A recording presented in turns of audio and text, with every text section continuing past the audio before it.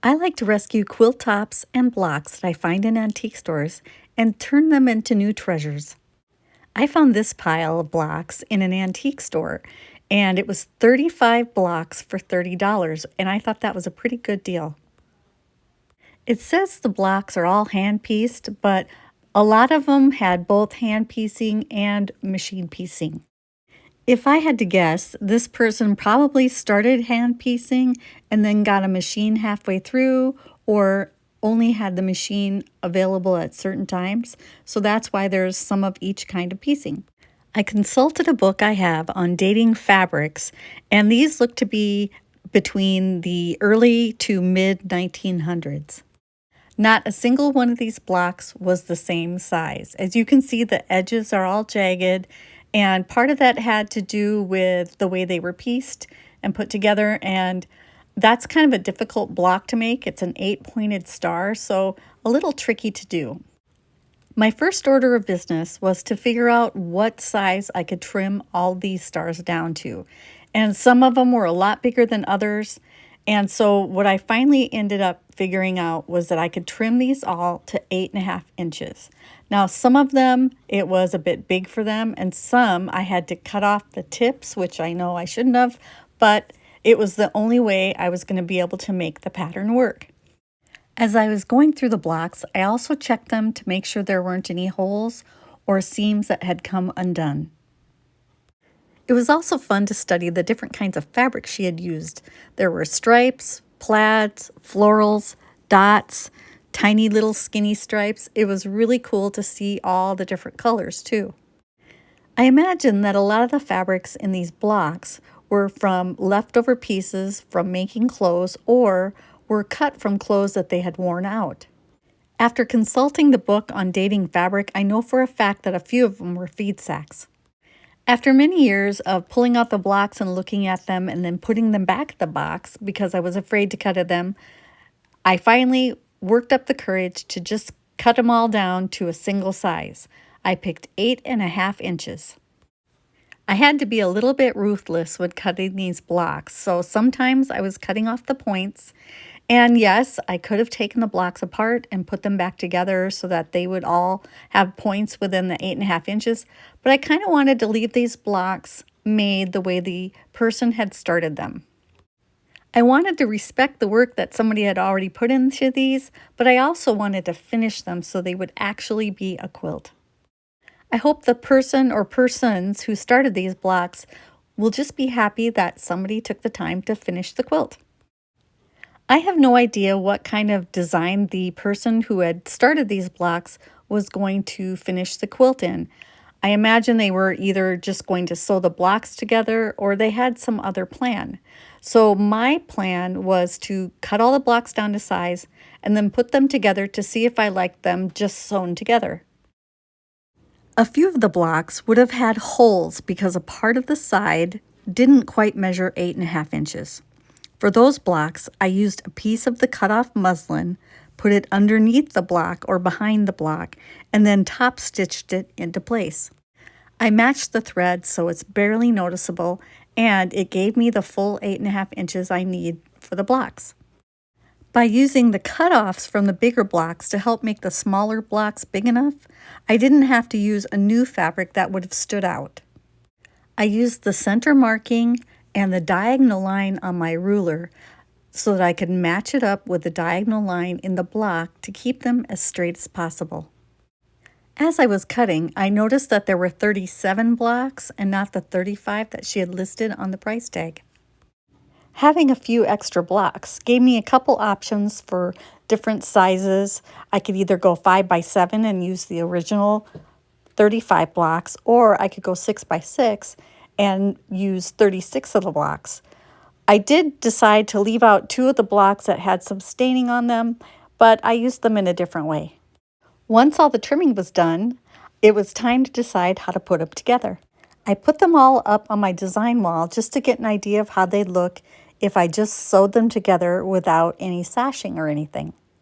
And I did like the look of this, but I knew that none of the star points were going to match up, so it might be a little distracting if they're really off from one another. It was at this point I decided to put a sashing between each of the blocks. Putting some distance between the star points distracted from how off they were from each other. Then I had to decide which fabric to use for my sashing. I tried the red fabric first because it's my favorite color, and then I tried this little floral because it has a lot of the colors in the flowers that are in the quilt blocks. I tried a green next, which I didn't think did anything for the blocks, and then I tried a black fabric, which I thought was a little bit too bold. So ultimately, I decided to stick with the red fabric. And then I had to decide how wide to cut the sashing. I laid the blocks out on the fabric and just kind of played around with it until I found a width that I liked. I settled on 2.5 inches cut, so it would be 2-inch finished sashing in the quilt top. I knew I would need 42 rectangles, 2.5 inches by 8.5 inches. So I cut 8.5-inch strips, and from those strips, I cut sections that were 2.5 inches wide.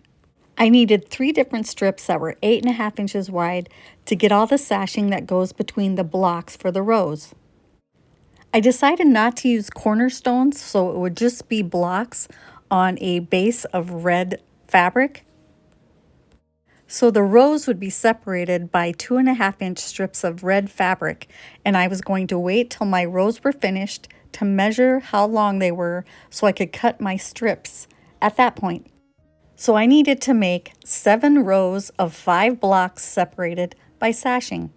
I worked on one row at a time so I could keep the order of the blocks the way I wanted them. Each row has 5 blocks and 6 sashing rectangles, one between each of the blocks and then also on each end. As I finished each row, I would press towards the sashing fabric and measure it. Luckily, most of the rows were the same measurement. There were only a couple that were off by either 1/8 or 1/4 of an inch. This is the measurement I will need to cut my sashing that will go between the rows.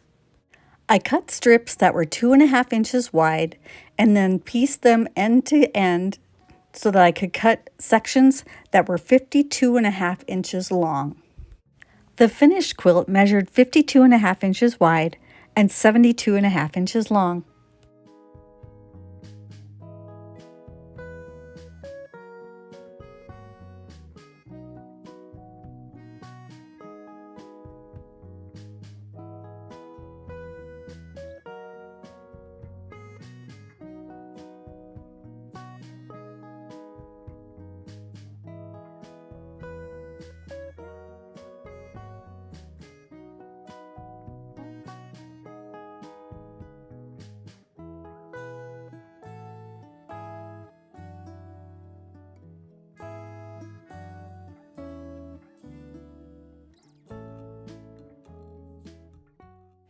As I finished each row, I marked it with a number so I know which order to put the rows together. I found these little clothespins in a school supply section at a big box store and thought they were really cute, and I am surprised how often I use them. They're perfect for marking quilt rows. You could also just write numbers on regular clothespins. Once all the rows were sewn and pressed, it was time to start adding the sashing between the rows. First, I sewed a sashing strip to each of the rows. When I did this, I made sure to pin at the middle and the end of each strip and then eased it throughout. And then I just referred to my pins that I'd stuck on each row to make sure I was sewing them in the correct order. After sewing a sashing strip on, I would always press towards the sashing. Once I had that done, I had to decide whether I wanted a border or not, and I decided it didn't need it. For the backing, I had a piece of fabric that was left over from another 30s quilt, and it was a little bit stained, so I tore out the stained sections and then pieced it back together to make a backing for this quilt. The 2 blocks I didn't use for the front were incorporated into the backing. Once the front and backing were finished, I put it on my long arm quilting machine and used a stipple pattern in a cream-colored thread to quilt it.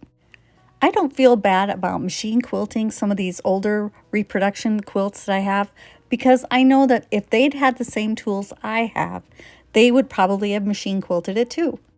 I imagine that's why we find so many projects from the past that haven't been finished, is because they didn't have the time to hand quilt it, and they didn't have the tools we have to get the quilting done faster. For the binding on this quilt, I used the same fabric that I used for the sashing. And now that pile of blocks is a finished quilt. It won't go another generation of being a pile of blocks. I hope the person that started these blocks would like the way that I finished them. I hope you enjoyed my Quilt Block Rescue. We hope you remember to hit the like button, leave a comment for us, share with your quilting friends, and subscribe. Thanks for watching, and happy quilting!